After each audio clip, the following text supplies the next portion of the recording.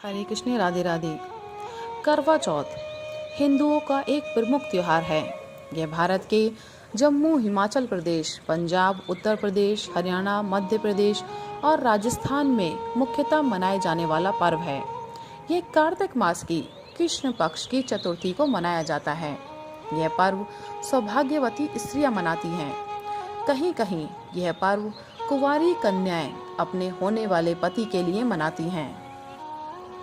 करवा चौथ का व्रत सभी सुहागन स्त्रियों के लिए बहुत ही महत्वपूर्ण दिन होता है, जिसमें स्त्रियां बिना कुछ खाए पिए अपने पति की लंबी उम्र के लिए व्रत रखती हैं और शाम को चांद निकल जाने पर पूजा करके उनका मुख देखकर अपना व्रत तोड़ती हैं। करवा चौथ पर कहानी बहुत सारी कथाएं प्रचलित हैं। हर महिला करवा चौथ के दिन करवा चौथ की कथा पढ़कर भगवान को प्रसन्न करती हैं और अपने पति के लिए लंबी उम्र का वरदान मांगती हैं। लेकिन आज हम आपको एक नहीं कई कथाएं एक साथ बताएंगे, जिन्हें सुहागन स्त्रियां करवा चौथ के दिन पढ़कर या सुनकर भगवान का आशीर्वाद प्राप्त कर अपने घर में पति की लंबी उम्र का वरदान ले सकती हैं और अपने घर में सुख, संपत्ति, ऐश्वर्य, वैभव के लिए प्रार्थना कर सकती हैं। तो आइए शुरू करते हैं करवा चौथ की कथाएं। नंबर 1। एक बार पांडु पुत्र अर्जुन तपस्या करने नीलगिरी नामक पर्वत पर गए। इधर द्रौपदी बहुत परेशान थी। उनकी कोई खबर न मिलने पर उन्होंने कृष्ण भगवान का ध्यान किया और अपनी चिंता व्यक्त की। कृष्ण भगवान ने कहा, बहना, इसी तरह का प्रश्न एक बार माता पार्वती ने शंकर जी से किया था। तब शंकर जी ने माता पार्वती को करवा चौथ का व्रत बतलाया। इस व्रत को करने से स्त्रियां अपने सुहाग की रक्षा हर आने वाले संकट से वैसे ही कर सकती हैं जैसे एक ब्राह्मण ने की थी। प्राचीन काल में एक ब्राह्मण था।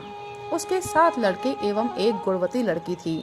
एक बार लड़की मायके में थी, तब करवा चौथ का व्रत पड़ा। उसने व्रत को विधि पूर्वक किया। पूरे दिन निर्जला रही, कुछ खाया पिया नहीं। पर उसके 7 भाई परेशान थे कि बहन को प्यास लगी होगी, भूख लगी होगी, पर बहन चंद्र उदय के बाद ही जल ग्रहण करेगी। भाइयों से रहा नहीं गया। उन्होंने शाम होते ही बहन को बनावटी चंद्र उदय दिखा दिया। एक भाई पीपल के पेड़ पर छलनी लेकर चढ़ गया और दीपक जलाकर छलनी से रोशनी उत्पन्न कर दी। तभी दूसरे भाई ने नीचे से बहन को आवाज दी, देखो बहन, चंद्रमा निकल आया है, पूजन कर भोजन ग्रहण करो। बहन ने भोजन ग्रहण किया। भोजन ग्रहण करते ही उसके पति की मृत्यु हो गई। अब वह दुखी हो विलाप करने लगी। तभी वहां से रानी इंद्राणी निकल रही थी। उनसे उसका दुख ना देखा गया। ब्राह्मण कन्या ने उनके पैर पकड़ लिए और अपने दुख का कारण पूछा। तब इंद्राणी ने बताया, तूने बिना चंद्र दर्शन किए करवा चौथ का व्रत तोड़ दिया, इसलिए तुझे ये कष्ट मिला। अब तू वर्ष भर की चौथ का व्रत नियम पूर्वक करना तो तेरा पति जीवित हो जाएगा। उसने इंद्राणी के कहे अनुसार चौथ व्रत किया तो वो पुनः सौभाग्यवती हो गई। इसलिए प्रत्येक स्त्री को अपने पति की दीर्घायु के लिए यह व्रत करना चाहिए। द्रौपदी ने व्रत किया और अर्जुन सकुशल मनोवांछित फल प्राप्त कर वापस लौट आए। तभी से अपने अखंड सुहाग के लिए हिंदू महिलाएं करवा चौथ व्रत करती हैं। अगली कथा।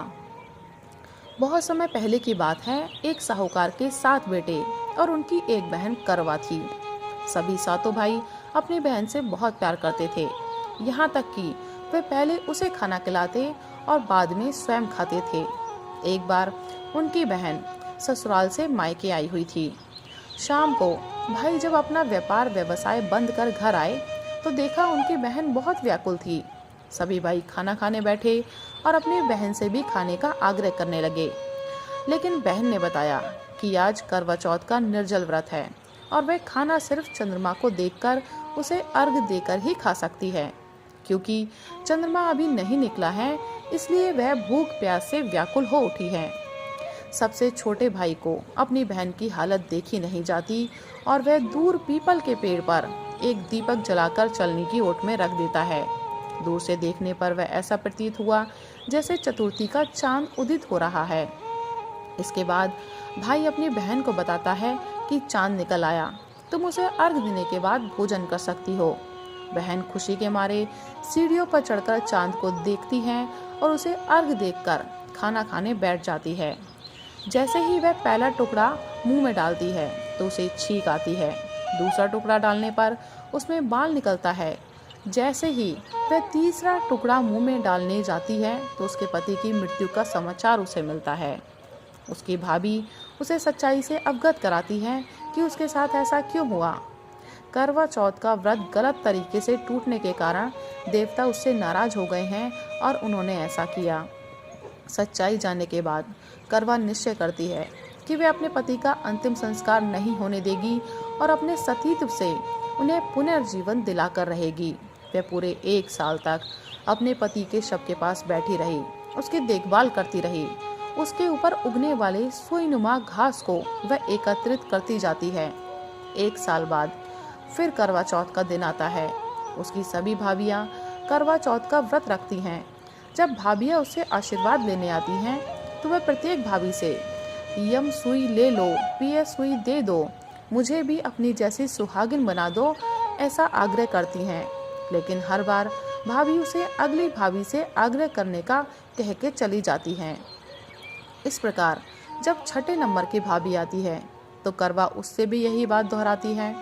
यह भाभी उसे बताती है क्योंकि छोटे भाई की वजह से उसका व्रत टूटा था, अतः उसकी पत्नी में ही शक्ति है कि वह तुम्हारे पति को दोबारा जीवित कर सकती है। इसलिए जब वह आए तुम उसे पकड़ लेना और जब तक वह तुम्हारे पति को जिंदा ना कर दे उसे नहीं छोड़ना। सबसे अंत में छोटी भाभी आती है। करवा उससे भी सुहागिन बनाने का आग्रह करती है, लेकिन वह टाल मटोली करने लगती है। इसे देख करवा उसे जोर से पकड़ लेती है और अपने सुहाग को जिंदा करने के लिए कहती है। भाभी उससे अपने आप को छुड़ाने के लिए नोचती है, लेकिन करवा नहीं छोड़ती। अंत में उसकी तपस्या को देख भाभी पसीज जाती है और अपनी छोटी उंगली को चीरकर उसमें से अमृत उसके पति के मुंह में डाल देती है। करवा का पति तुरंत श्री गणेश कहता हुआ उठ जाता है। इस प्रकार प्रभु कृपा से उसकी छोटी भाभी के माध्यम से करवा को अपना सुहाग वापस मिल जाता है। हे श्री गणेश माँ गौरी, जिस प्रकार करवा को चिर सुहागन का वरदान आपसे मिला है, वैसे ही सब सुहागनों को मिले। अगली कथा इस प्रकार है। शाक प्रस्थ पूर्व वेद धर्मा ब्राह्मण की विवाहिता पुत्री वीरवती ने करवा चौथ का व्रत किया। नियमानुसार उसे चंद्र उदय के बाद भोजन करना था, परंतु उसे भूख नहीं सही गई और वह व्याकुल हो उठी। उसके भाइयों से अपनी बहन की व्याकुलता देखी नहीं गई और उन्होंने पीपल की आड़ में आतिशबाजी का सुंदर प्रकाश फैलाकर चंद्रोदय दिखा दिया और वीरवती को भोजन करा दिया। परिणाम यह हुआ कि उसका पति तत्काल अदृश्य हो गया। अधीर वीरवती ने 12 महीने तक प्रत्येक चतुर्थी को व्रत रखा और करवा चौथ के दिन उसकी तपस्या से उसका पति पुनः प्राप्त हो गया। अगली कथा। पुराणों के अनुसार करवा नाम की एक पतिव्रता धोबिन अपने पति के साथ तुंगभद्रा नदी के किनारे स्थित गांव में रहती थी। उसका पति बूढ़ा और निर्बल था।